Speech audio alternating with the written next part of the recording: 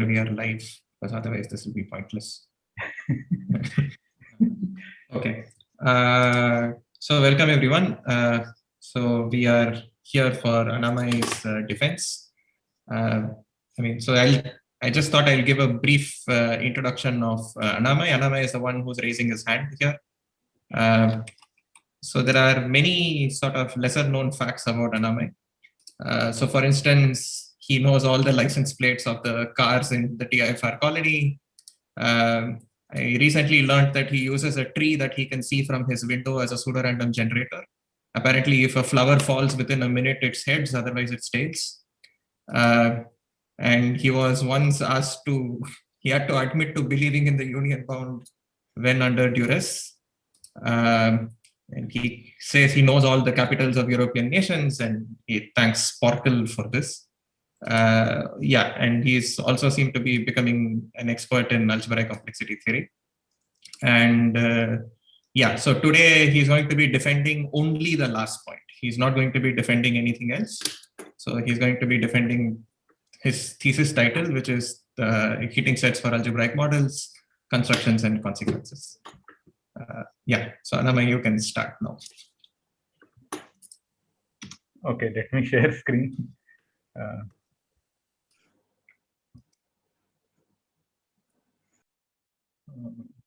Okay, I just want to make sure I've shared the right screen.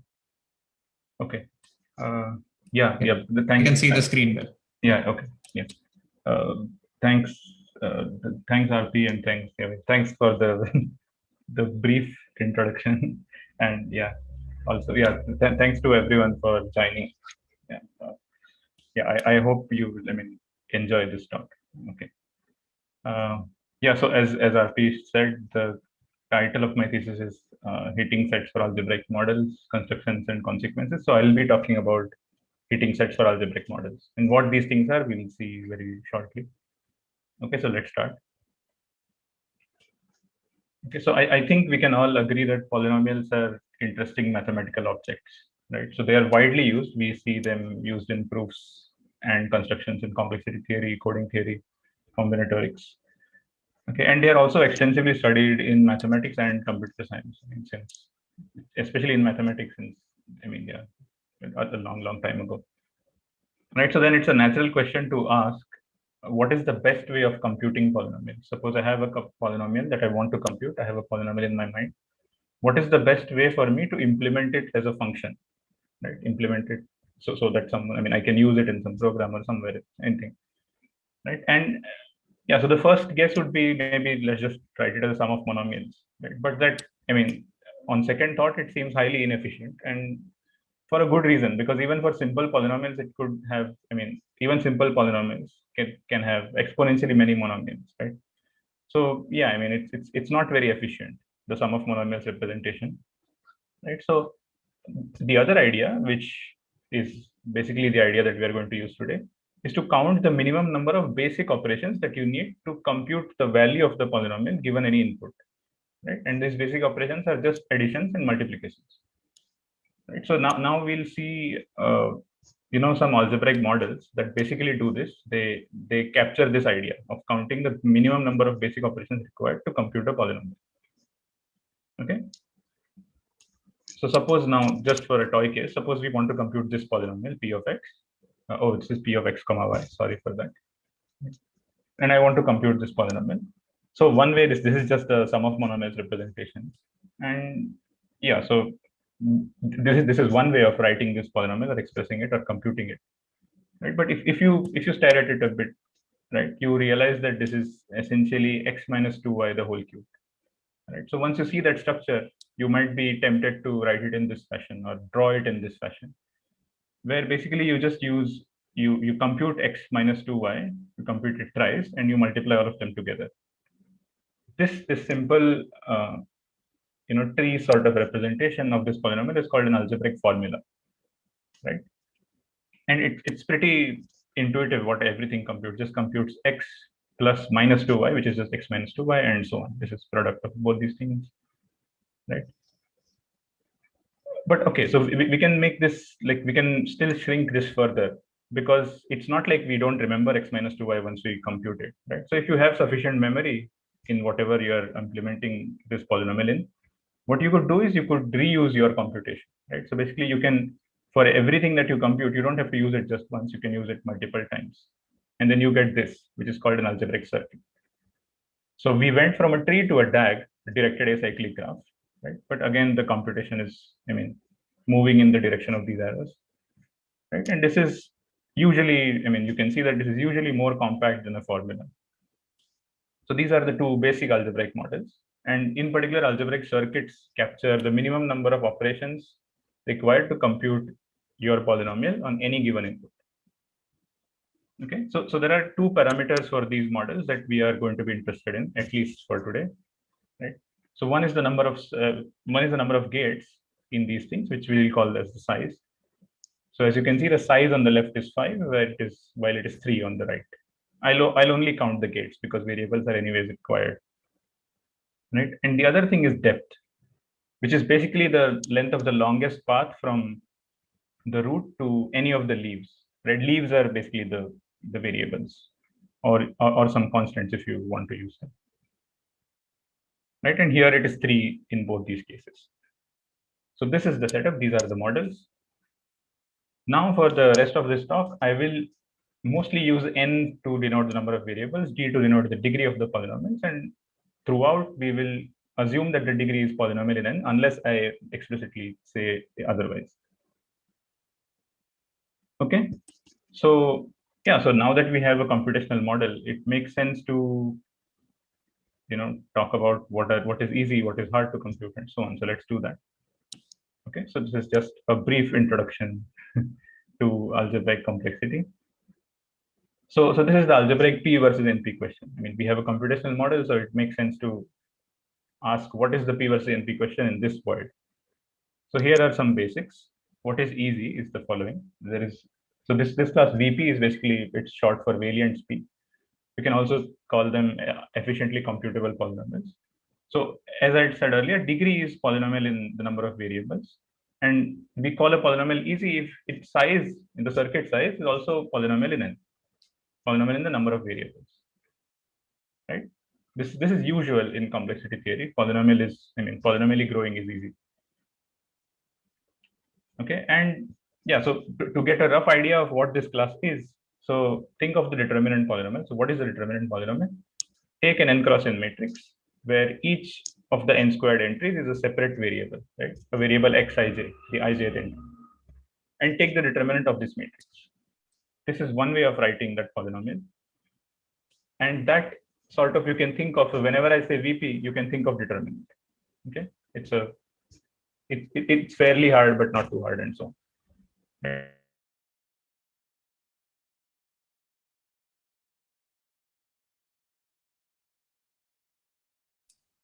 Anamay, we are losing the network on your side. I don't know if others are also facing it. Yes, cannot hear Anamay.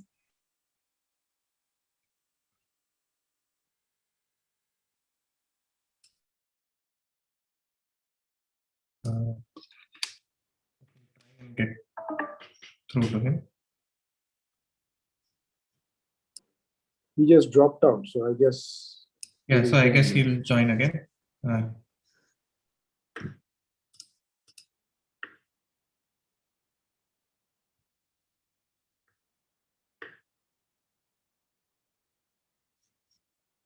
So I'll suggest to him that maybe he can turn off his video or something. If that saves some bandwidth.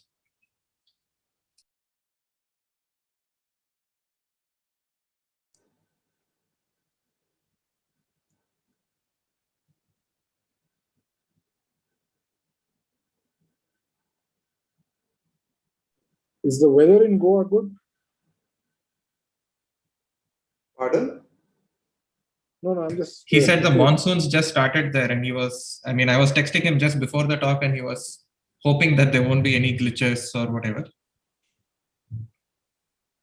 The arithmetic complexity is like. Hi, Anamay. Maybe do you want to turn off your video to save bandwidth? You are muted though.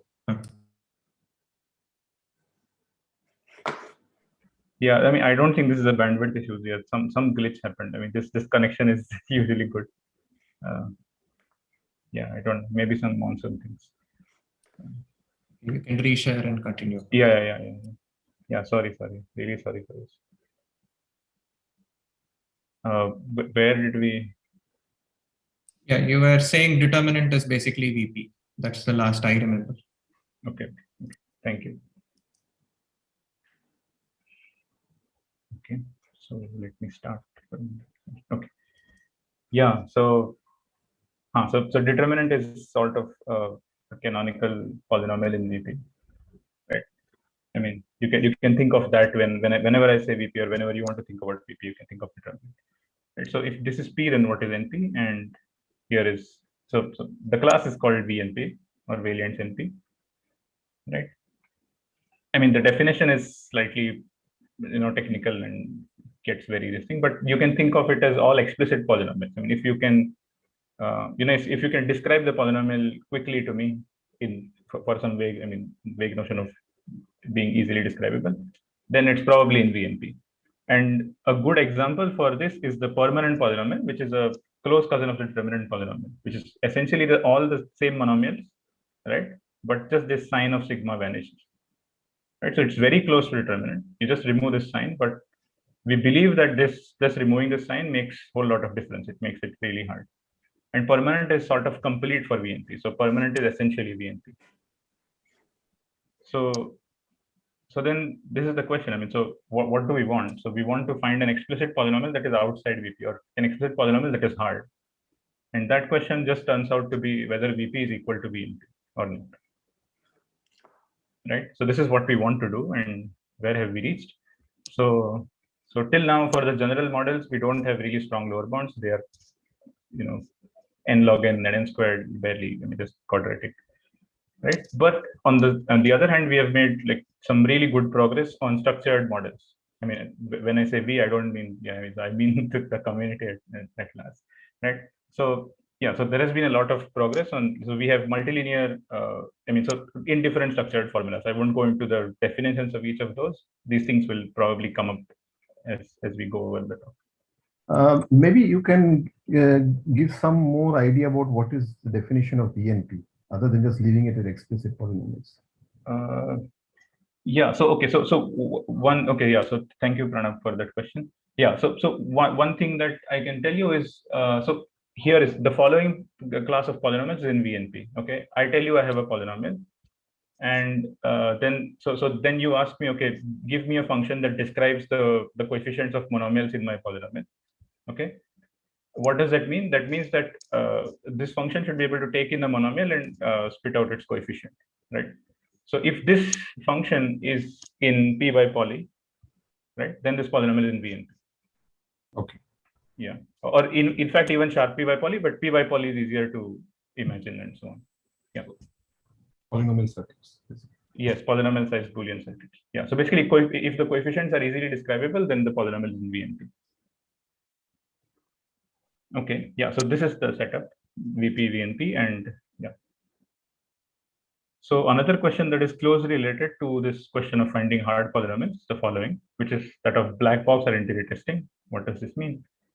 So here is what it means. We'll be given a polynomial. In fact, we'll be given some circuit, okay?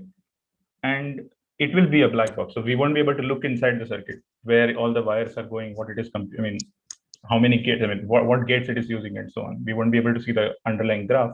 It's just a black box. What we can do is we can just give it some input, some input x1 through x, and we can feed something here and see what it outputs on it. And we'll be given some rough information that it comes from some class, right? So some broad information like how many variables it has, what is the degree of this polynomial being computed, what is the size of the circuit that is inside this box, and so on. And we have to, what do we have to do? We have to basically just tell whether this polynomial is the all zeros polynomial or not. What is the all zeros polynomial? The polynomial that gives zero irrespective of what input you give it, right? Is this the identically zero polynomial or not? That is the question. It is called identity testing because it's like you are basically asking, is the circuit computing an algebraic identity? Right. So this is what black box identity testing is. I think it is clear. So what is known about this question, right? So here is, so if I allow you randomness, then here is what you can do. You can basically come up with a poly ND time algorithm where n and d are number of variables and degree, as I mentioned earlier. And this comes from this lemma that has been rediscovered several times. So if you have a non-zero polynomial on n variables of degree d, and you take a large enough set, let's say 10d things or something, then and so take a large enough set S, and then sample a value, sample an input uniformly at random from this set, the n-wise product of this set, right? Each coordinate is uniformly coming from this set S. Then this polynomial will be non-zero with a high probability, right? It's zero with some probability like 1/10 if you take S to be a set of size 10d or something. So this gives you an efficient randomized algorithm, right? So then naturally the question is to find a deterministic algorithm which matches this complexity. So okay, so why do we hope that such a thing should exist? Because note that this lemma does not use any information about how easy the polynomial is to compute, right? So in particular, if the polynomial is also easy to compute, then then we should expect that it has, we should be able to tell whether it is zero or not, by making few queries, right? And again, so what happens is, turns out that if you are just making queries and if you are deterministic, then it does not, in this black box setting, it does not matter whether your queries are adaptive or not. So this just reduces to finding a set of points on which you want to query your polynomial, which we will call a hitting set. So here is a roughly formal definition. So if you have a class C, then a hitting set, then a set of points H is called a hitting set for this class C. Is for every non-zero polynomial in this class, you have that on some input, on some input in this set H, it gives you a non-zero value, right? So it sort of witnesses this class, any non-zero thing from this class being non-zero, is witnessed by this set H, right? So basically then, yeah. So what is the best known hitting set? The best known hitting set that we have for circuits or formulas is d to the order n, and we will sort of try to see why this is true. Yeah. So this is the final goal. What do we want? We want a hitting set of size poly in the underlying parameters, which will basically give us a deterministic black box identity testing algorithm, right? And these are hitting sets. I hope it is clear what hitting sets are, because they are the central object of this whole talk.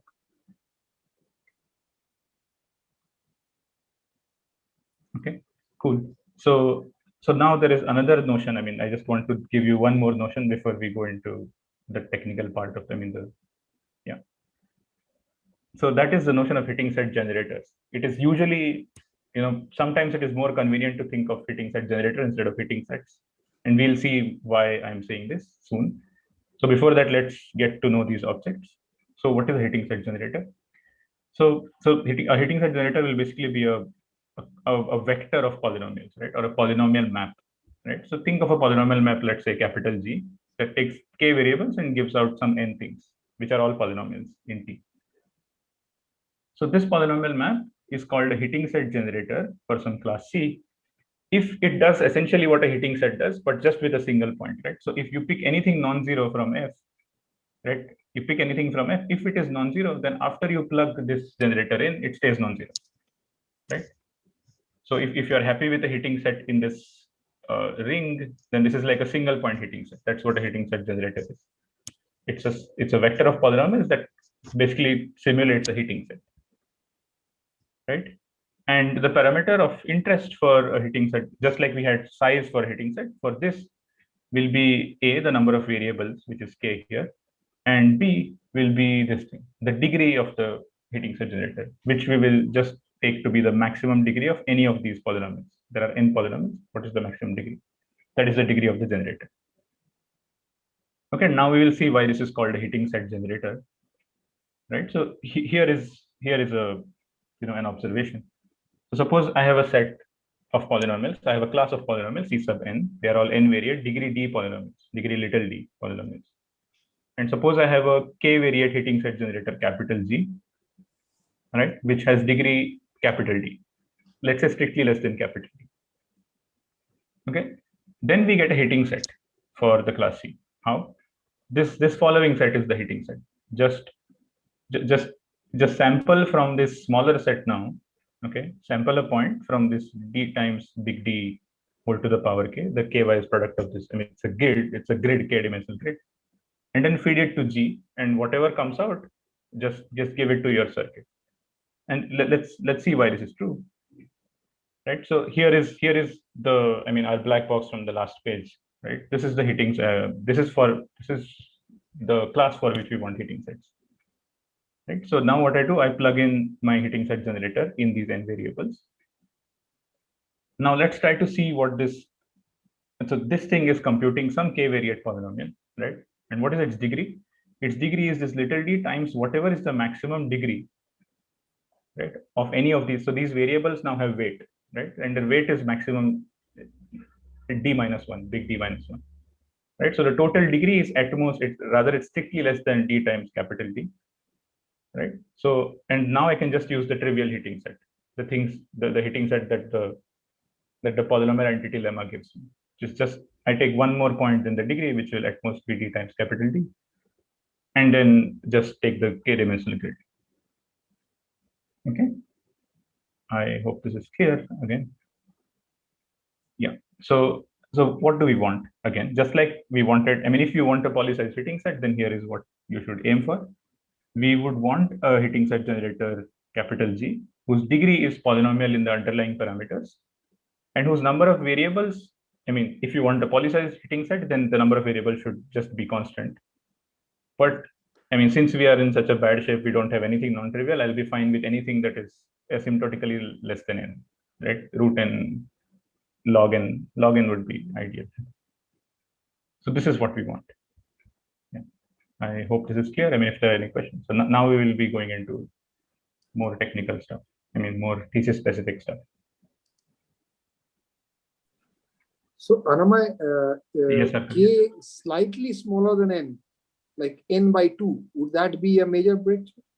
Or that Yes, is not? and we will see why in about 30 minutes. Okay. Yeah.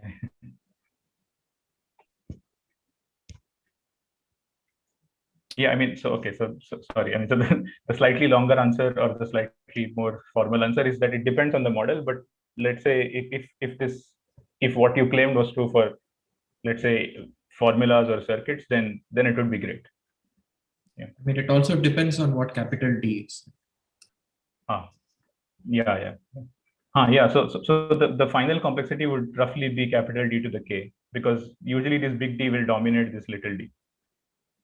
Right. So if you can give me k equal to n by 2 for circuits while maintaining that capital D is poly in NDS, then yeah, I mean, yeah.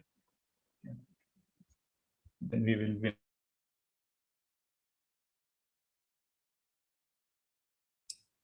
Okay, I think Anamay's video is again frozen for me. The same here. Okay.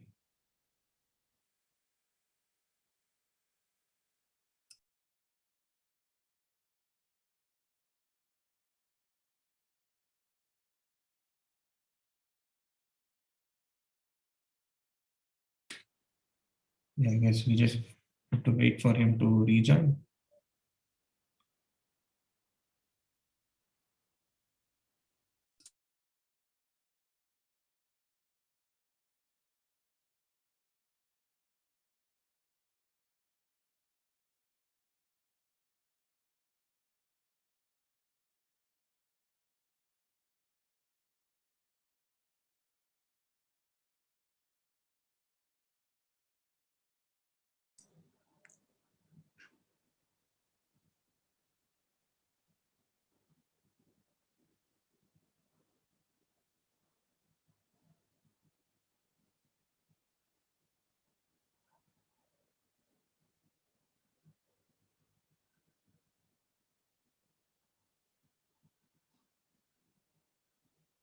Yeah, he's trying to reconnect again.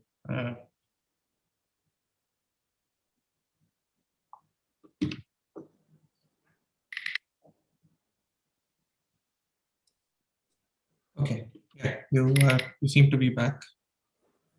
Yeah. I really seriously don't know why this is happening today. Yeah. Okay. So I've turned off the video. Okay, you can start sharing again. Let's hope that this. Yeah. yeah, I hope this helps. I don't know why this is happening, and I'm sorry for this. It's still saying my connection is unstable. Okay. But right now okay. we can hear I'll properly. just hope that I'm audible. Right? Yes. Okay. Okay. Good. Yeah. Let's hope that this does not happen again. I'm sorry. Okay. So yeah, I think the definition of hitting set generators is clear. Okay. So let's move ahead. So yeah. So I think there are 40 minutes remaining. What I plan to do is the following. So we'll explore two questions. First is we'll try to see when can we construct explicit hitting set generators or explicit hitting sets, right? And we will also explore another question which basically addresses the kind of question that Arkadev had asked. What if we had non-trivial hitting sets? I mean, what do we get? I mean, how non-trivial is good and so on. Okay, so in the first set of results that we'll be looking at. Okay, so yeah, so what we'll do is we'll construct hitting set generators using what are called isolating weight assignments. Okay, and first we will apply isolation to Newton polytops and see how we can get non-trivial hitting sets or other efficient hitting sets for low variate depth repowering circuits. We'll come to what these things are. Okay, this is a joint work with Ramprasad and another joint work with Ramprasad. We'll then use an idea of basis isolation and we generalize it to work for what are called UPT circuits. Okay, and in the second part, or rather the third part of the talk, the first part is over. Right. So we'll first see what I mean. This concept of bootstrapping, that hitting sets for algebraic models, they admit this phenomenon of bootstrapping, which addresses Arkadev's question. I mean, what happens if I do mild improvement? If I have a mild improvement, we'll see that it almost gives you full de-randomization. I mean, it will completely solve the hitting set question, almost. Okay, and we'll also see how hitting sets can be used to prove lower bounds. This particular thing about algebraic natural proofs. And these results are joint work with with the first one with Mrinal and Ramprasad, and the second one with Prerna Chatterjee, Mrinal, Ramya, and Ramprasad. Okay, so I'll start. Okay, so let's look at hitting set constructions. Yeah, I hope I'm audible. I think I am. Okay. Yeah, we can hear. Okay. Yeah, good. So here is what a isolating weight assignment is. These are going to be sort of the protagonist in this part of results. So what is an isolating weight?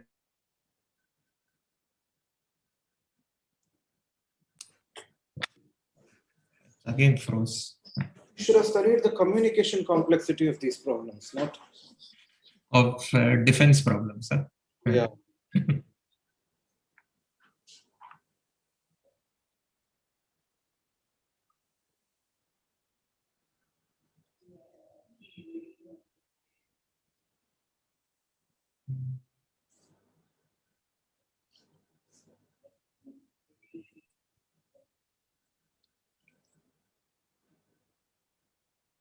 Sorry about this.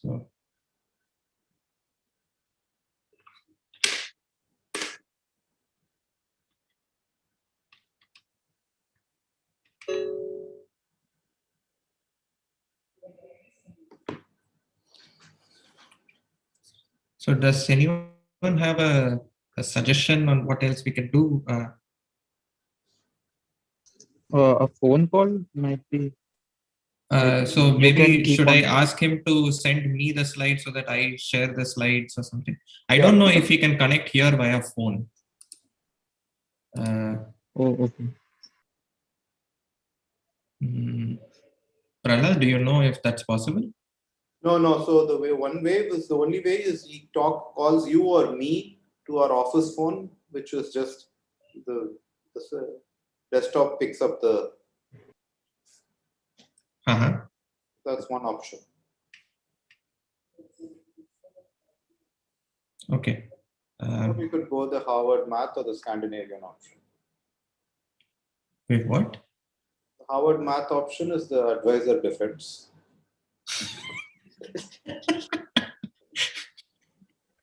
Scandinavian option is the external examiner defends.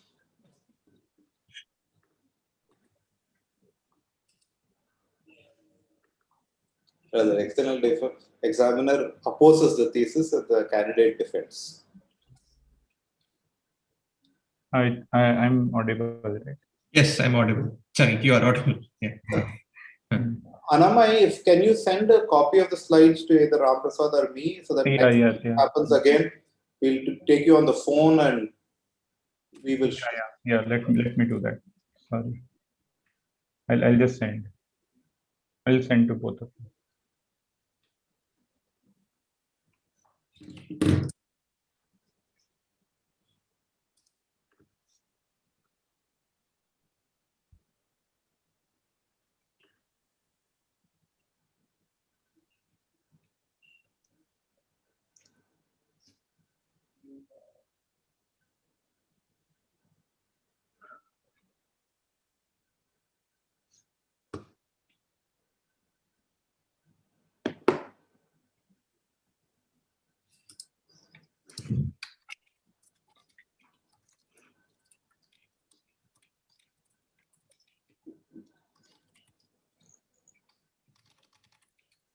Okay, I've sent the slides, but I mean, I can only hope that they won't be needed.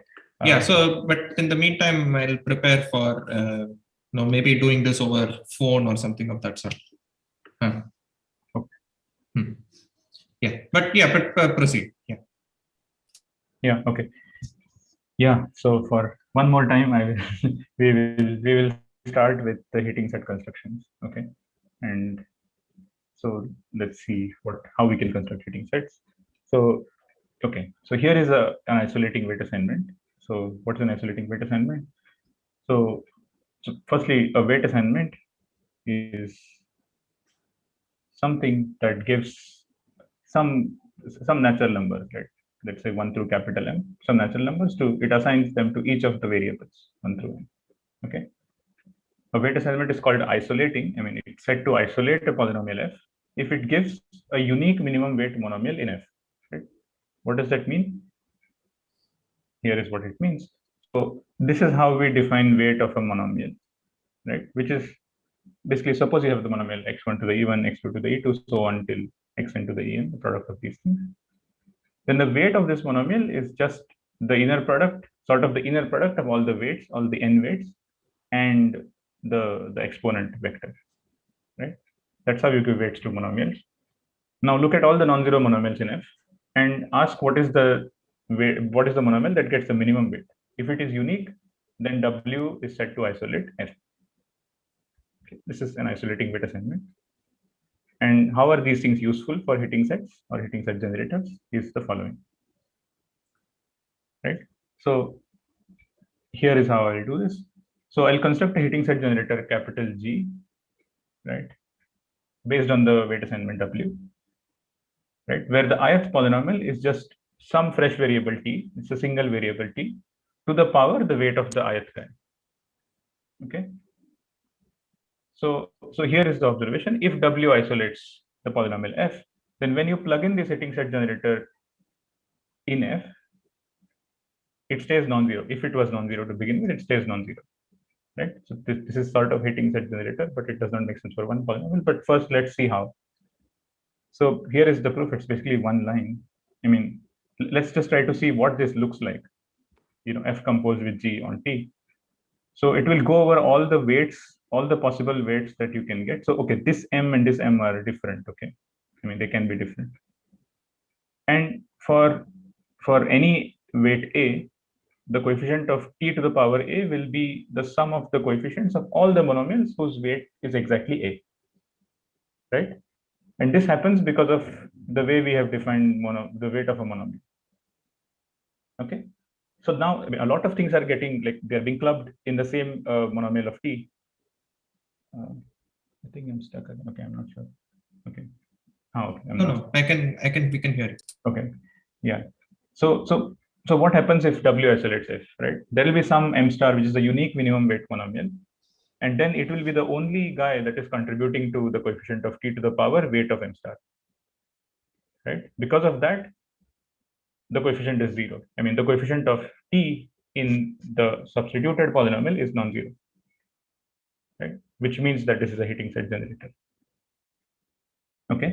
So now, because we are going to use these things to construct heating set generators, the parameter to look at is the maximum weight given by the weight assignment. Okay. This capital M, not this one, this capital M, right? And that will basically be the degree of the map, more or less. Right? The degree of the heating set generator will be the maximum weight of the underlying assignment. So we are going to use isolating families or isolating weight assignments to do PIT. Okay, so let's start with low variate depth repowering circuits. So what are depth repowering? Sorry, Anamay. Did you assume that the E1, E2, En are all very small, like constant? No. I didn't assume any such thing. Well, then why should the degree of GW? I'm getting lost somewhere here because. No, it's just the degree of GW. It's not the degree of F composed with GW. Oh, I see. Yeah. Sorry. Yeah. No, it's fine. Yeah, so the GW only depends on the weight assignment. So degree of GW is basically the maximum. Yeah. Got it. Okay. Yeah, so let's look at what depth repowering circuits are. So here is why, I mean, firstly, they are depth 3 circuits, right? It's sum of powers of linear form. So the depth is 3, as you can see.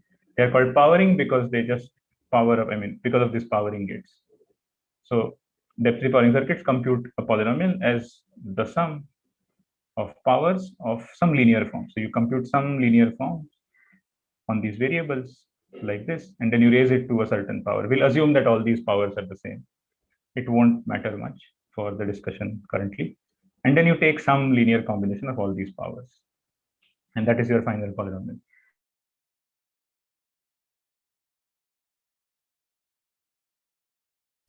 I think he's probably having connection issues again.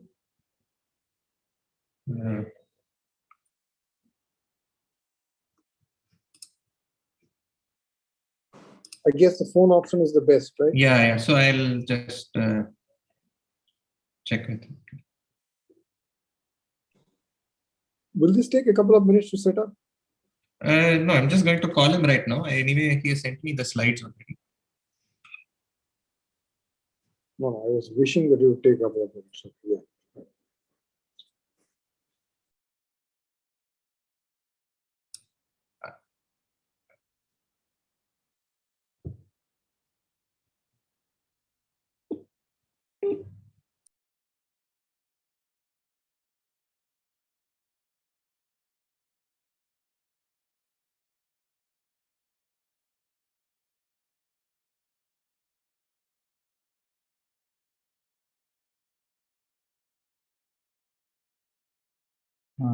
Hello.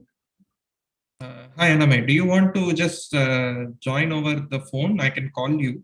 Yeah. Okay, I'll call you then. Okay. Yeah. I'm really sorry. This connection is usually, this has been stable for last 3-4 months. I don't know.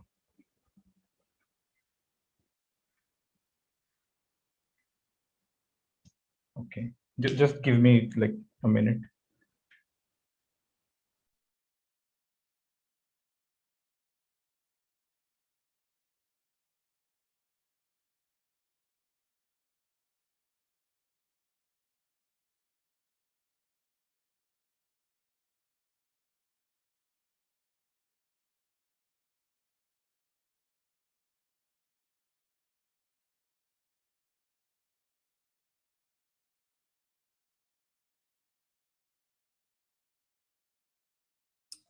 Are the slides visible to all by then?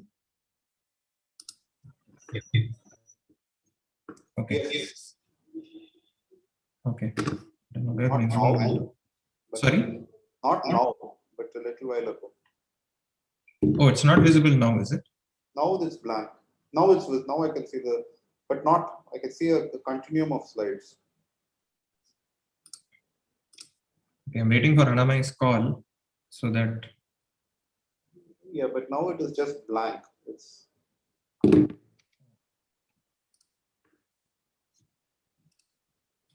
Sorry about this trouble.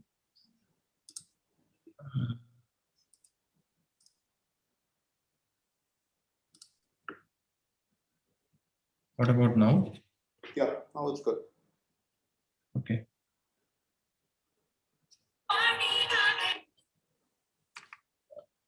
Hello? Hello, can you hear me properly? I can. So is this okay for people? I can hear. Yeah, we can hear. Yes. Yeah. But how is Yeah. Anamay going to know where you are? So yeah, I am. So anyway, you tell me. So I'll just go to an entire slide and then you just go over things. Yeah. Yeah. I think that would be the most convenient. So whenever you're shifting a slide, just let. Yeah. So I'm not going to tell you for every overlay, but I'll tell you when we shift the entire slide. Yeah. Okay. So right now we are in the model and known results slide. Yeah. No, so okay. I'm also connected on Zoom, so I can see what slide you have. Okay, good. Huh. Yeah, I'll keep following that. Okay. Yeah, so where were we? Okay, so just repowering circuit. Yeah, okay. Sorry for the initial representation, but okay. Okay, what are depth repowering circuits? Firstly, there are depth free circuits where the middle layer, I mean, the top layer and the bottom layer are the sum gate, and the middle layer is our powering gate. Right? And you compute the final, so it computes the polynomial as the sum of powers of linear, right? As shown below. You can think of every sum gate being labeled by some linear form or some vector, and it takes the inner product of the variables with that vector, then powers them up and computes the linear combination of those according to the beta. Okay, so this model was first studied in complexity theory or in algebraic complexity in the 2008 paper by Saxena. Okay, and since then it has, I mean, because it's simple and it's nice to work with, we know this model quite well. So lower bounds, we know tight lower bounds even for computing a monomial. So if you have just a multilinear monomial x1 through xn, then it requires 2 to the n size to compute this monomial. Okay, and I mean, it is tight up to constant factors. And also we have white box PIT. We know efficient white box PIT. And what is white box PIT as opposed to black box? You can now look at the circuit. You can now look at what constants are going into what gates and so on. Right, so white box PIT, we know how to do this efficiently. But again, when it comes to hitting sets, we don't have the full answer. The best known hitting set is n to the order log n by Forbes, Saptharishi, and Spielka from 2014. Okay, and it's just, it would be good to have poly size hitting set. So to that end, Forbes, Voce, and Saxena in 2018, they came up with a poly size hitting set when the number of variables are logarithmic in the size of the set. Right? Additionally, when the number of variables is really small or logarithmic. Okay, and what we will now see is a mildly stronger version of the result, and we give the same hitting set, but we'll do that via isolating weight assignments, which is a slightly stronger thing to say. Okay, you can go to the next slide. Yeah, I'm on the next slide. Oh, okay. That means that I'm slightly. No, so I'm just going to the last overlay. So of the key ideas. I'll open the slide till then. Yeah.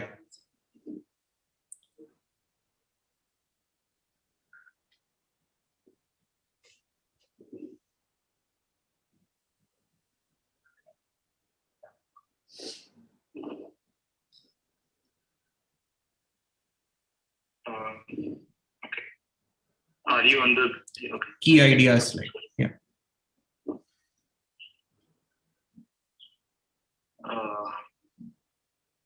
Okay.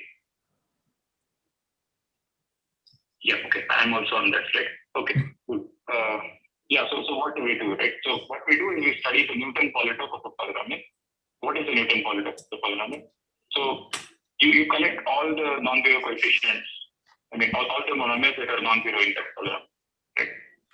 And you sort of don't look at the coefficients, you just look at the monomials themselves. in fact, you just look at the exponent vector, the E bar, right? And you just take the convex hull of these things. Right? This will give you a polytope, and this polytope is called the Newton polytope of this polynomial. Okay. So here is an observation that if you have a weight assignment that gives distinct weights to all the vertices of a Newton polytope of S, then it isolates that polynomial. Right? And to see why this is true, just look at the diagram on the right hand side. Right? So there is blue thing, suppose there is a Newton polytope of some polynomial, let's just work with 2 dimensions per term. Okay? And all these purple dots are different monomials. Right? These red lines, I mean the red vectors are basically that is the direction of W. I mean if you look at the W, the weight assignment, it gives n weight. Right? So if you interpret that as a vector in R to the n, then it gives you this direction, this red direction. And the thing to look at here is that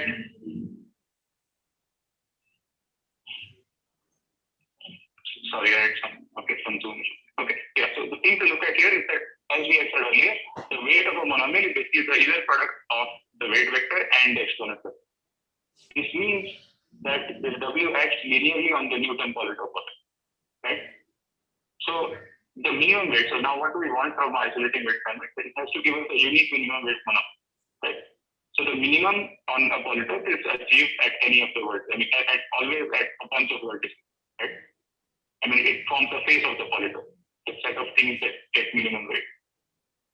So now if you just arrange for all the vertices getting different weights, then you automatically get that there is exactly one monomial that gets the minimum. Okay, that is the idea there. Okay. I hope this is clear. Yeah. Okay. Yeah. So then what do? We show that this polytope is, for the model that we are looking at, like this sizes degree D, F3 conic circuits on L variables. Now L is log of F3. That's right. Right. So if you pick a polynomial from there, then the Newton polytope only has polyhedral vertices. Right. And then we use this lemma of Clevans and Spielman from 2001. That basically gives you a way or a recipe of coming up with weight assignments that separate, that work for any set of polyhedral minimum. What does that mean? What do I mean by that? So we can construct R weight assignments where R is poly in S and D. Okay, of max weight, the max weight is also poly in S and D. Such that no matter what set of polyhedral monomials you pick, there is something, one of my weight assignments will separate those monomials. Separate in the sense, it will give distinct weights to all of them. Right? So once you combine this lemma, the lemma on top and the observation, you see that now if I use these weight assignments to define the rating set generator, which we have done below, right? So just define a rating set generator, a bivariate polynomial, where the first variable is just selecting what assignment to apply, and the second variable is just doing, what we were doing on the last time we talked about isolation. So this gives us polyhedral rating set generator because it's a two-variate rating set generator with degree polyhedral. So sorry, Anamay, one question. Yes. Sorry, a dumb one. So that Saptharishi lemma. Sorry, I can't hear you properly. Oh, okay, then leave it. Yeah. Sorry, Arkadev, can you, what was your question? No, my question was this, the lemma from your work, which says that the Newton polytope has polynomially many vertices. So that crucially, I guess, uses the fact that it's a powering thing, right, in the middle and not, Yes. Okay. So there are, it's just a reinterpretation of a different sort of property for such circuits. Yes. Sure. Yes. Okay. It's sort of a strengthening. So yeah. Okay. We'll go into details later. So can I go ahead? Yeah. Should I go to the next slide? Yeah. So the last slide basically ended the discussion on F3 powering circuits. Yeah. So now we'll go into Euclidean circuits. Okay. Yeah. So this is now slightly changing gears. Now we are going to non-commutative models. Okay. So what are non-commutative models? So now you let go of the assumption that the underlying variables commute under multiplication. right? So you have this non-commutative polynomial ring, which is denoted like that. You put the variables in an angled bracket instead of square bracket, right? That's just notation. Right? But what does the non-commutative mean? That now the monomial Z1 Z2 is different from the monomial Z2 Z2. The order in which you multiply matters. So now the monomials are words over the alphabet or the set of variables, right? Because the sequence matters. And yeah, I mean, the good motivation to study this model is, I mean, you can think of, so suppose you want to do some computation, some polynomials, you want to compute them on matrices, right? Then this is the right model to go because matrices usually don't commute. Right? So yeah, so these models were, the study of these models was initiated by Hassan in 1991. When he gave a 2 to the omega and lower bound against non-commutative formulas, but I mean, it also worked for a slightly more larger model called ABP. He came up with the model of ABP and he gave an exponential lower bound against that model, the non-commutative algebraic branching program. Okay, for the determinant polynomial. Right? Determinant is, I mean, remember, it's a canonical easy polynomial. And he showed that once you put the restriction of non-commutativity, it suddenly becomes like almost optimally high. It becomes exponentially high. Right? And just for, just for comparison, 6 years later, Nahal showed that determinant is in fact computable by ABPs if you use commutativity. Right? So commutative ABPs can compute the determinant in polytype. And in fact, it is complete for ABPs. Am I still on the call? Yes, yes. Hello. Yeah. Okay. Yeah. So here is what an algebraic branching program looks like. So I mean, the bottom left diagram. So it's a directed it's a directed graph again, but now it's a it has these parts. It's a layered graph. Forgot to that. Okay. So it's a layered graph, and all the edges are going from. Sorry, I can hear. I mean, we can hear you, Anamay. Oh, okay. No, I think there was some echo, and I heard that. I thought there was a question. Okay. Yeah. So an ABP is a layered graph. It's directed. All the edges are directed from left to right, and all the edges are marked by some linear polynomial. We'll assume that they are homogeneous polynomials for the purpose of this discussion. Okay. How does this compute a polynomial? So you basically look at all ST paths. Okay, and you sum the polynomial computed by each path. And after each path compute, it computes the product of the labels of the edges that are in the path. Right, and in that order. Right. So for instance, if you just take the top path, then you will compute Z1 plus 2Z2 times 3Z1 times Z1 minus Z2 in that order. So here is how, that is how algebraic branching programs compute polynomials. Okay, and as I had said earlier, all polynomials are homogeneous without loss of generality. Right? And homogeneous means all monomials of the same thing. Right? We'll assume that for the rest of this discussion, for discussion on UPT set.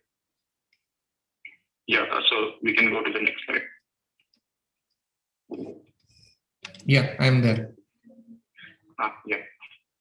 So now UPT circuits come in. So what are UPT circuits? So for that, we have to talk about what is called a parse tree of a circuit. Right? Okay, this was cool. Okay. So can you just go to the third last overlay or something where you can see the blue thing on the... Yeah. I've done that. Yeah. Okay. Yeah, so this is, okay. So how do we construct, so what is the parse tree of a circuit?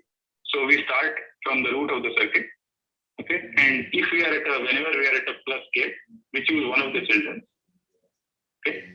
Because of this, okay. So before this, what do we want? So a parse tree is supposed to be a certificate that a particular monomial is computed in the set. It could get cancelled later. But just that we want to see, we just want to get hold of one monomial that the circuit computes. Okay, so why did I tell you that? Because that explains why we only choose one child when we go from a plus gate. Right? Because plus gate is just collecting monomials, so we just want one of them, so we just go to one of the gates. Right? And next we reach a multiplication gate. Whenever we reach a multiplication gate, it's creating monomials, right? So we want all the children. So we basically proceed along all the paths below the product gate. And we keep doing this until all of these paths that we are traversing reaches a leaf. Right? So now, for the circuit drawn on the left-hand side, irrespective of what children you choose for any of the plus gates, you will get a tree. Tree, if you replicate gates, so you'll get a tree of the sort that is displayed on the right. Right? And such a tree we call a parse tree of a circuit. And a circuit, a non-commutative circuit, is said to be a UPT circuit if all the parse trees that it has are exactly the same. They look exactly the same except for the names of the gates. If you put names on the gates, then the names will be different, but the shape is exactly the same. Right? This is the shape that we have shown on the right. Sorry, Anamay, can you explain this one more time? I'm sorry. The definition of when a non-commutative circuit is UPT. Okay. So was the definition of a parse tree clear? Yes. Yeah. So basically, what will happen?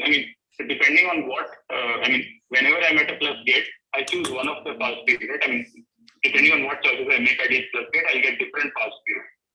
Okay, and they might potentially have different shapes. No. So is my understanding correct? The following understanding. So you say a circuit has unique parse tree if every monomial, ordered monomial that appears at the output is only computed in one way, which is given by the unique parse tree corresponding to that monomial. Yes, sort of. That's what we want to say, that all the monomials are generated in a sort of a uniform manner. Yeah. So then this is very identical to a monotone circuit, right? In the sense that in monotone circuits, there cannot be cancellations arising from various paths. Yes. But here, there could be cancellation. Just that all the monomials are generated in a uniform way. So the next point is basically ABPs are examples of UPT circuits, right? Because every monomial is computed in the following way. You start with a linear form, then you multiply another linear form on the right, then another linear form on the right, and so on. So any monomial, the parse tree will look like a comb. Right? You will get a left skew tree, a tree that is only expanding. At every step, the right child is a leaf. Right? Does that make sense? So Arkadev, maybe one example to take is, suppose in the left multiplication gate, if you remove this edge that is between this multiplication gate and this plus gate in the center, then there is one parse tree that will not have whatever this attachment below, but there are other parse trees that may have this attachment below. So the parse trees are not identical. So that's an example of something that is not a UPT circuit. Okay. And yeah, this is just saying that monomials are computed, but the same monomial could be computed many times. It could get cancelled. You're only interested in the shape of the parse tree. Yeah. I see. Okay. Yeah. Shall I go to the next slide? Yeah. By the way, I am not able to keep track of time, so I'm assuming somebody else. Yeah, I think I have like 30 minutes more or something, or maybe 25. I don't know. Okay, so I think you may want to speed up, because I think the delays etc. added to something. Let's just speed up. Okay. So here is what we do with UPT circuits. Okay, so I think this was the last point on the last slide. Because that, so in the non-commutative world, so the paper that introduced UPT circuits, the paper by Lagarde, Malo, and Kaitel, they showed that the UPT circuit lies strictly between APs and general non-commutative circuits. So non-commutative APs are strictly, in fact, exponentially weaker than UPT circuits, or exponentially weaker than circuits. Right? So so that is what they showed. And here is the identity testing setup for UPT circuits. Right? So I'm comparing that with ROAP. So ROAPs are basically a commutative analog of non-commutative APs. We'll briefly see what ROAPs are, if it's possible, or maybe I'll do. Okay, so basically just read that as ABPs. Right? So what what was known was for white box PIT, polytime PIT was known for general ability. So we just look at the first line in both both these mini tables. That's just the basic part. Right? So we had white box polytime PIT for ABCs and also for UPD circuit given the same paper that introduced. Okay, but black box was not known. And what we did in this work was basically got essentially the same result, essentially the same parameters for black box PIT. Okay, whatever was known for ABCs, we have extended and we were able to lift it to UPD circuits. Yeah, so I think because we are short on time, I won't go into the proof of this. Just no, there is no point. Okay. Yeah. Okay, so I think I'll just stick through this thing. So tell me which slide I should go to.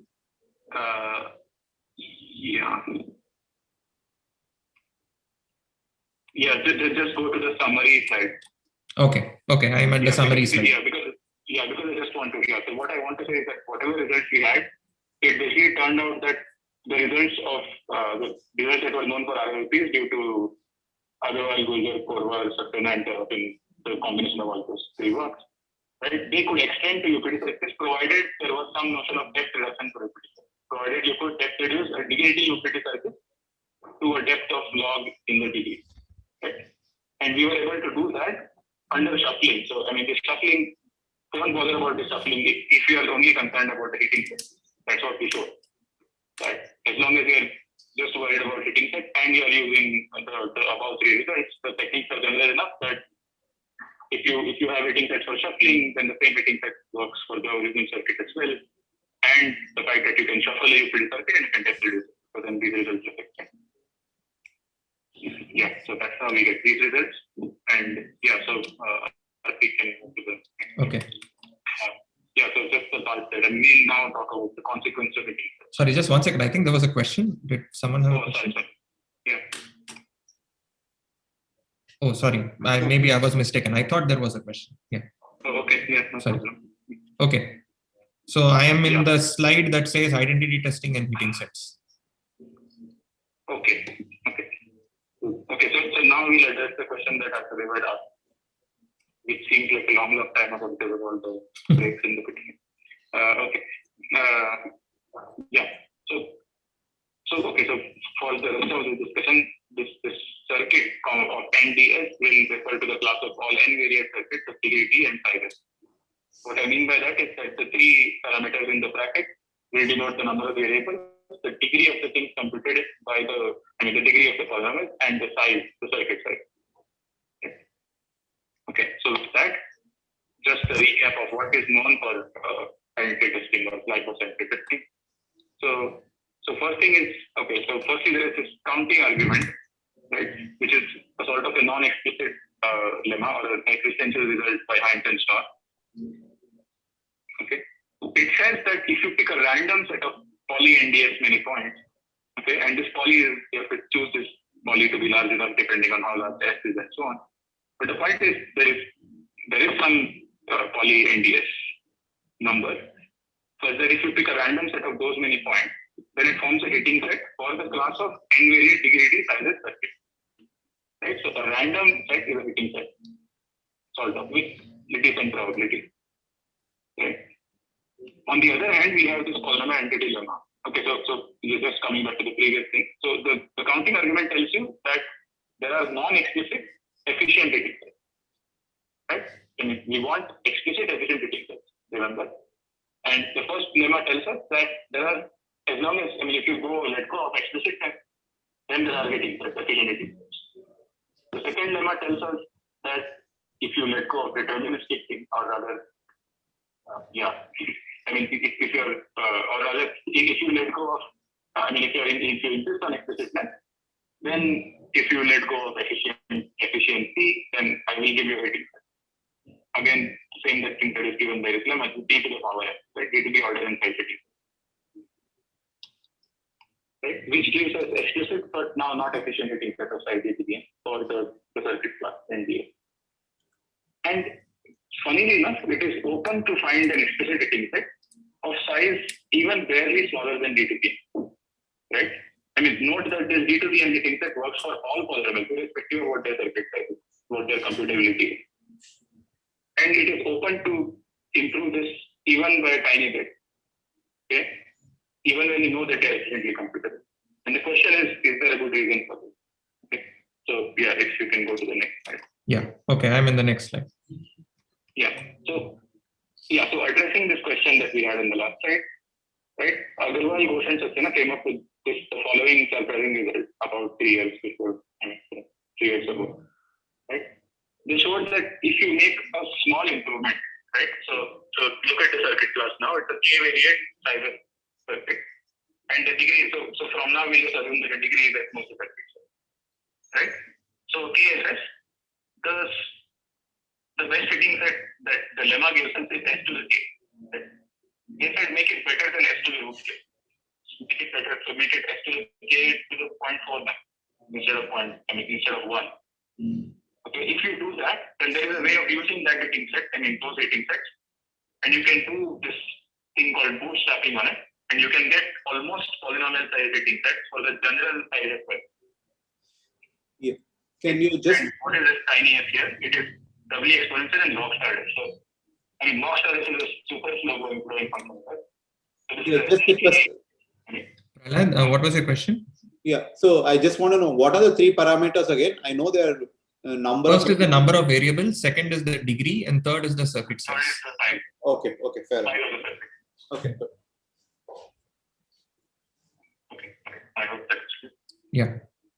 Okay, so yeah, in a sense, what they said is, why is there no improvement, not even a mild improvement? Is that okay? One reason could be that if you do any mild improvement, then you can, if you do a decent improvement, then you can get almost poly-size rating sets. Okay. Sorry about spoilers. So the result is surprising, but the question is, what is so special about the root K or the root K? Can we improve the root K, or this large constant, can we make it smaller? Why does it not work for small constant? Okay, and it's answered all these 3 questions, and turns out the bootstrapping is quite robust. So this is what we showed, the bottom thinking bars. All the blue things denote the things that change. Right, so we showed the same statement but with better parameters. The hypothesis is now weaker. It is saying, this is even better than what I was asking. But I was asking for S to the n by 2. I'm saying n minus epsilon. Right? If you can do S to the k minus epsilon for k that is as small as 2 or 3 or whatever you want, right? Then you can get almost complete de-randomization of the rating set, identity testing question. Right, and in fact, it does not just work for circuits, it also works for circuits and for formulas and ABPs. So, so just a side note here, the result, so you could replace this by ABPs now because of some new developments that happened last year. But it does not work for formulas. So our result works for formulas. So any questions on the theorem statement? So Anamay, this tiny s in your statement and the tiny s in the previous statement. So the tiny s in the previous statement you said is like log star of s. Do you take double exponential in log star of s? Huh? Double exponential in log star of s. Double exponential in log star of s. I see. And it's the same in both of them. Okay. Oh, sorry. I hadn't gone to that overload. Sorry, my fault. Oh, okay. Yeah. Oh. No. Okay, great. Yeah, okay. I'll go ahead? Yeah. Okay, yeah. So this is what happened. Okay, this is sort of a schematic view of what is happening. So there are 2 interesting objects in algebraic circuits, as we said in the very beginning. There is a rating set and there are hard polynomials. Okay, and then there are these 2 lemmas, the one on the left, right, which tells you if you have a rating set, how to get hard polynomials from a rating set. Okay, and on the right there is this lemma by Cabanets and Fourier, which tells you how to go to a rating set if you have a hard polynomial. So look at both these things, what they are. And bootstrapping is basically what you do in bootstrapping is that you keep going round and round in this thing, and somehow, we will see how you do this, but the point is you keep using this, right? These are called hardness randomness connections, like hardness hard polynomial randomness rating set. you keep going round and round in this between this section you saw. Right? That is what bootstrapping is, in a sense. Now, what is the orange thing? So this orange thing kind of explains why our result works for me. Right? So the result of Anamay Tengse goes via a certain result of Kaltofen, a famous result of Kaltofen, which shows that circuits are closed under taking factors. Right? It's not important what that means if you don't understand. Right? But we show that result can be bypassed, especially for the purpose of bootstrapping. And because of that, our results work even for those models that are not closed under factoring, for instance, forming. So is there a question? Sorry, I don't know. I could only hear someone breathing, so I wasn't sure. No, there was no question. Okay. Anamay's voice at times echoes. Yeah. Okay. So I'm going to the slide that says hardness from heating sets. Yeah. So this is the first connection, right? If you have a heating set, how do you get hard polynomial? And here is how you do this. I like to think of this as algebraic type analysis. So suppose you have a heating set H for the circuit class NDS, right? And we just use circuit, but So suppose you have a heating set for circuit that are 8 degree D and type sizes. Right? Then for any K and delta satisfying these three conditions, that K should be at most n. Delta should be such that delta to the K firstly is bigger than n, bigger than the size of the heating set. And K times delta is at most D. While the parameters of K will be the number of variables in our polynomial and delta will be the individual degree. Each variable will have degree delta. Right? So the total degree has to be less than the degree that is promised by the heating set, promised to the heating set. And the number of variables has to be less than the number of variables. Okay. And with both these is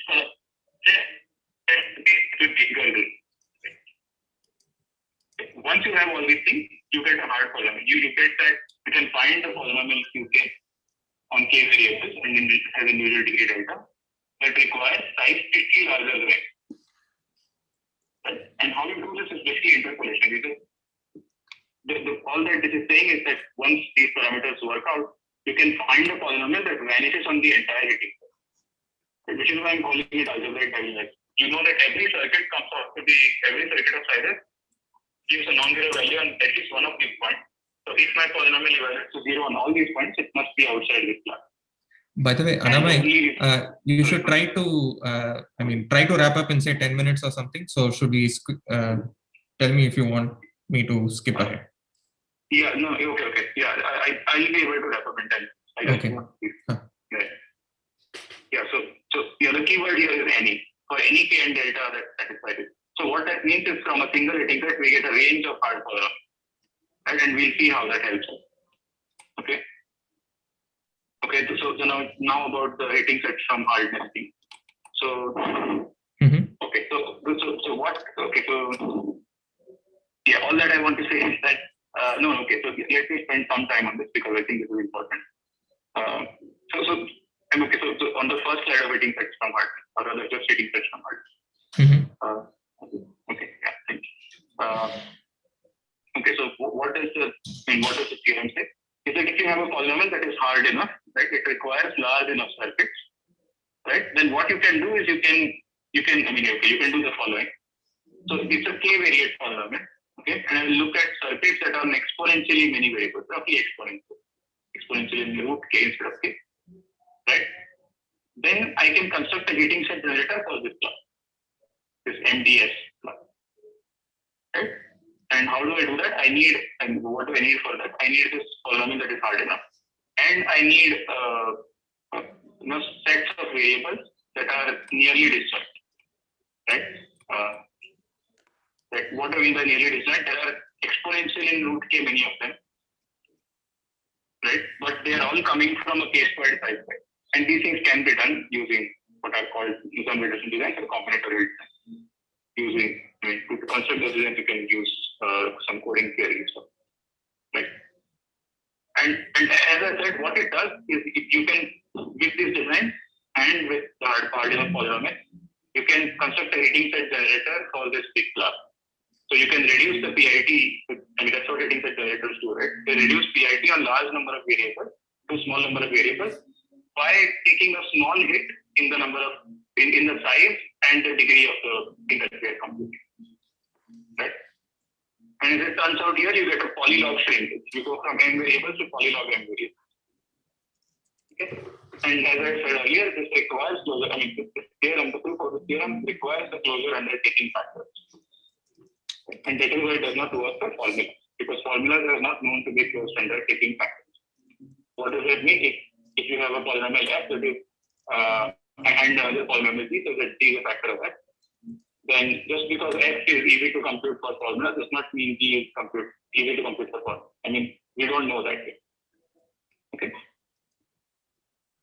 Okay, so yeah, we can go to the next slide. Yeah, I'm on the next slide. Yeah. So what changes in our lemma is that because we know we want to do this for bootstrapping, we know that our hard polynomial has come from a rating set. A polynomial is hard because it ranges on a rating set. Right? So it turns out that you can use this knowledge to get around this closure undertaking factors. Right? And you get essentially the same parameter. Right? In fact, slightly better parameters. But because this will only work if your QK is hard because it's so that's what helps us. And yeah, okay. So on the next slide, if you can just pause, I just want to show how the parameters change. Yeah, sure. Yeah. Okay. So this is what happens when you. So what is one step of bootstrapping? You start with the rating set, and remember the picture.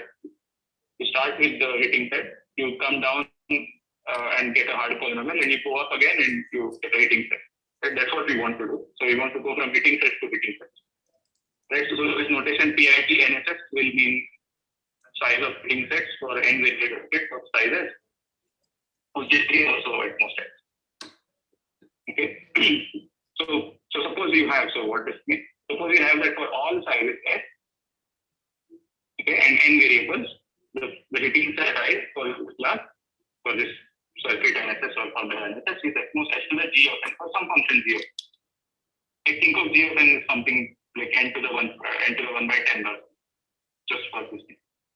Then what you get is that you get rating sets for m variate circuits of size and degree at most s, where this m is now it's exponential in n. Right? And what is the complexity of the rating set? It is the bottom, on the bottom right, there is this thing, right, in orange, x to the order dn squared. That's what it is. So what has happened here in one step of bootstrapping, your number of variables has expanded by an exponential fraction or whatever, an exponential amount. But so the cost that you paid for it is that your rating set size has now, the exponent of the rating set size has squared itself, has become quadratic in the older thing. And so this is what is happening. It's not like you're winning at everything. Your exponent is also growing, but it is growing much slower than the number of variables are growing. Okay, and just in one line, this comes from the fact that this result of Einstein's law and Agarwal that allows you to go from rating set to hard polynomials. It gives you a range of hard polynomials, not just a single hard polynomial. And you can tune the individual degree number of variables to get polynomials that are as hard as you want. Right. So yeah, that's basically the proof, and you keep doing this, and it turns out you can keep doing this by working out the parameters properly, and finally you get this. So yeah, if you can just go to the summary. We are going ahead and slide. Yeah, I'm at the summary slide. So just think this. Basically this is the idea. You can keep using, and basically what the crux of this theorem is that you can keep using this hardness random selection repeatedly, and the parameters work out. Right? And it sort of underscores the strength of doing, the hardness of doing constant variate PID one part. That's all that I wanted to say about this result. Yes, can you go to the state of the art for your? Sure. Okay. So I had a question. Anamay, there's a question. Yeah. Oh, sorry. Yeah. So the k minus epsilon, the epsilon is how small? Even is it a constant? what is it? Right? The way it's stated, it's epsilon. So is it? It can be any epsilon. It can be any. So no, like it can be like point not one. For instance. Not one. Okay. Yeah. There is no limitations on. Yeah, it's just that it's important that this statement says for all s greater than or equal to n, that will, the sort of s you use will depend on these things. Yeah. Okay. Yeah. Yeah. Okay, I'm at the state of the art for lower bound slide. Yeah. So yeah, I mean, just so we had said this, but yeah, let me just recall that. Yeah. So we wanted to, we ideally want text to super polynomial lower bounds for general polynomial circuits, but the best thing that we have is quadratic for polynomial and logging for circuits. Okay, but as I mentioned earlier, the good lower bounds, very strong lower bounds, and structured models, like sometimes exponential, sometimes polynomial. And structured models, by structured models, I mean the kind of models that we just saw, utility circuits or depth repowering circuits and so on. So the question is, why are these? I mean, why do we not have strong lower bounds even for the general model? And it turns out, so one explanation, or in order to get an explanation for this, there have been these following observations that has been made in multiple works, like by Aronson and Drucker, Khrushchev, Kumar, and Saraf, and Hoffield and Voce. Right? That all these results on structured models, they follow a certain template. Okay, and we'll now see what the template is. Can you go to the next slide? Yeah. So here is the template. So what we have, so just to focus on the purple or the violet circle that is labeled C. So what we want is, so look at that circle and the blue circle, that's your explicit C. Right? So think of the C as VP and think of D as VNP, if you want. Right? So we know that everything simple is also explicit because I can just give you the thing that computes it. That is one way of describing it. So it's also explicit. And we would want to find something explicit that is not simple. That we would want something that is in D but not in C. And usually the problem, whenever there is a problem of finding such objects, it's because non-membership in this circle C, this purple circle, is difficult. Right? There is no easy certificate. There is no small certificate to say that here is where this polynomial does not have small circuits. Right? So what you do, so this is one way of proving a lower bound, of proving hardness of a certain explicit object, is that you come up with a probability P, right? This green ellipse that is there. Right? And you say that everything in C follows this property. Right? Everything in C is P. So you can think of this as a weakness of the simple thing. Right? And your voice Anamay, here your voice got Oh, sorry, is there a question? Yeah, Anamay, can you just repeat what you were saying? About P. Okay. Okay. So I'll repeat from. Okay. So what we have is the following setup, right? Just don't look at the green circle for now, and the black rectangle is your entire universe. Right? You have these explicit objects. There is this class D, the blue class, and there is this purple class C, which is the class of everything that is simple. And your goal is you want to find something in this blue class that is not in the purple thing. Right? So you want to find something explicit that is not simple. And usually whenever you can't prove such a thing, it essentially means is that there is no way of certifying, there is no short way or easy way of certifying that something is not in C, which means proving non-membership in C is difficult. Right? So one way of getting around this problem is to put this purple circle inside some green ellipse, which we will call the set of everything that is weak or set of weak objects. Right? So basically what we do is we come up with a weakness thing that is followed, that is satisfied by everything in the purple circle. And we also pick this P such that proving non-membership in this P is easy. Right? Something like you plug it into some function, and if that function gives a zero value, then gives a non-zero value, then you are not in the green circle. Right? It is. By easy I mean that.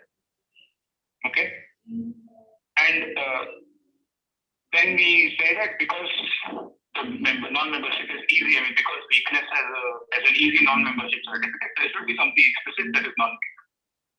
I mean, this is all quite vague right now. And because I'm also short on time, I think I'll just go to the next slide. Okay. Yeah. So I am in the natural proof strategies, the second. Okay. So on the left-hand side, whatever the top left part sums up whatever I was saying. So here is a recipe. That is a recipe for proving lower bounds against the class B. We come up with a succinctly describable weakness for C. Right? What do I mean by that is you can sort of encode that weakness in a small circuit. Right? And then because this weakness is succinct, you expect that something explicit should be not be. Right? And if you have a small circuit, you expect it to have an explicit non-loop. That's what I mean by that. Okay? And so that is what exactly I mean. So one realization of this recipe is the thing on the top right. Where the weakness is this property P. Right?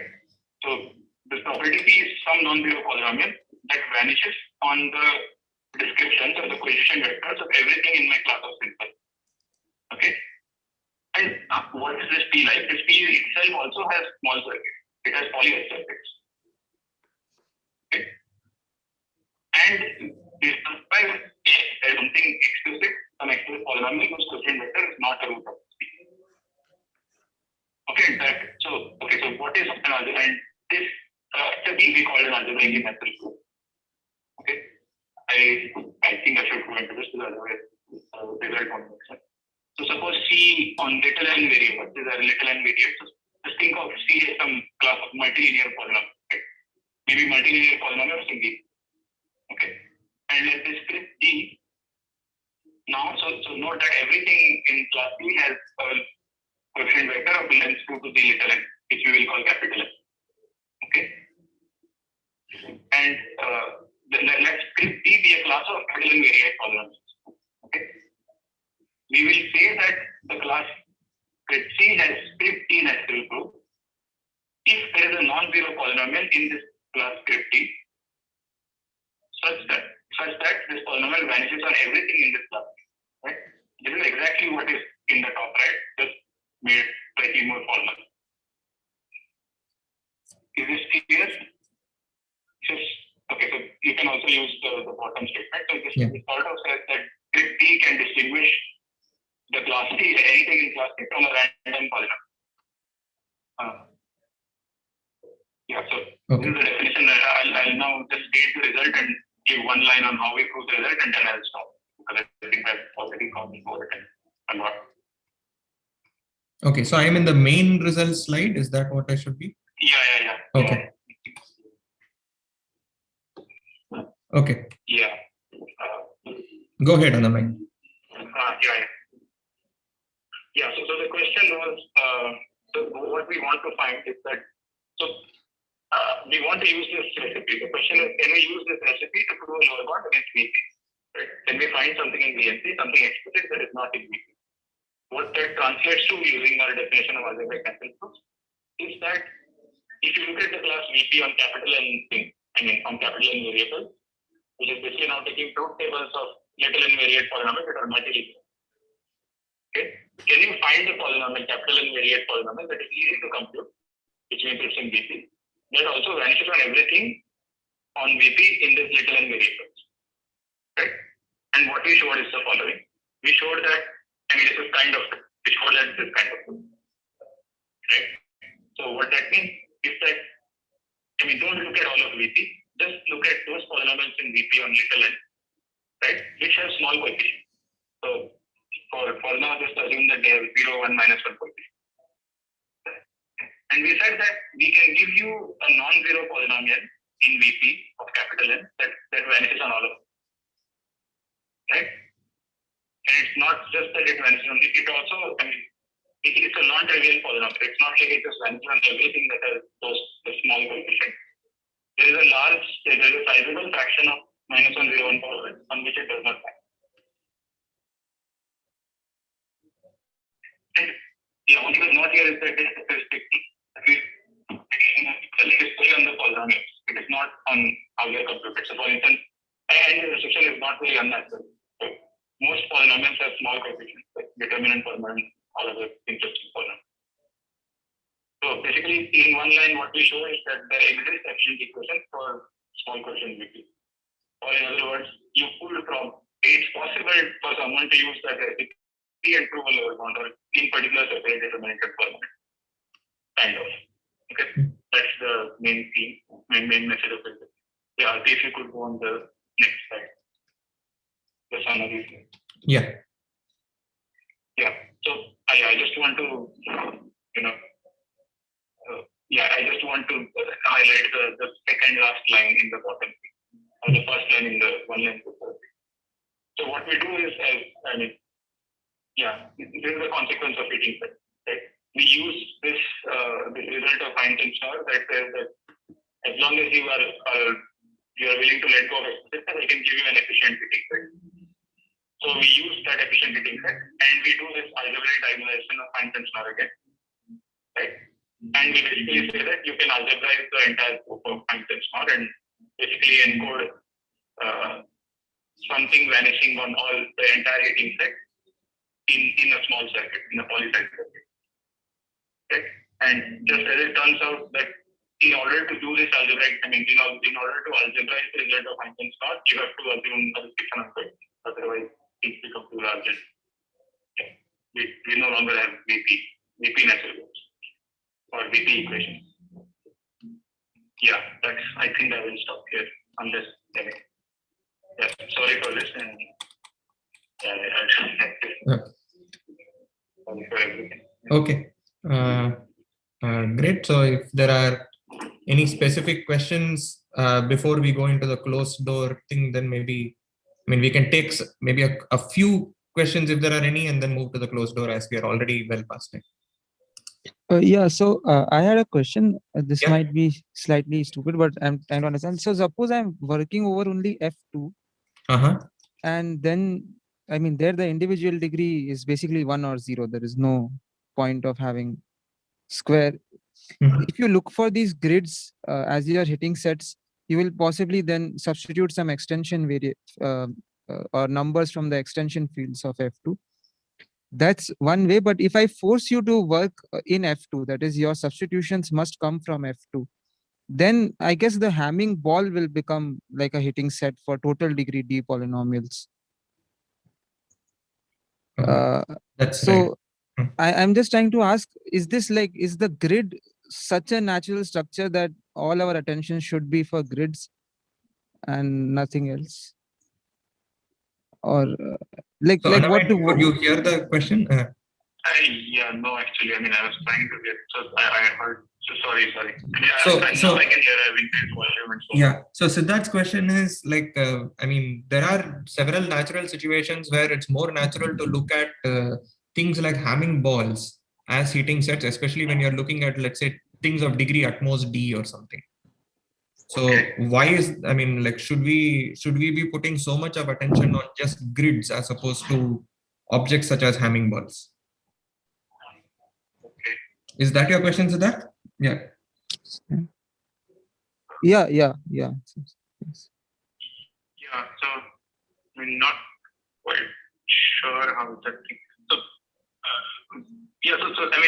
okay, so there are two parts that I'm not good. So the first thing is, I don't think we are insisting on the hitting set being a grid. Any hitting set is fine. I think I misunderstood the question somehow there.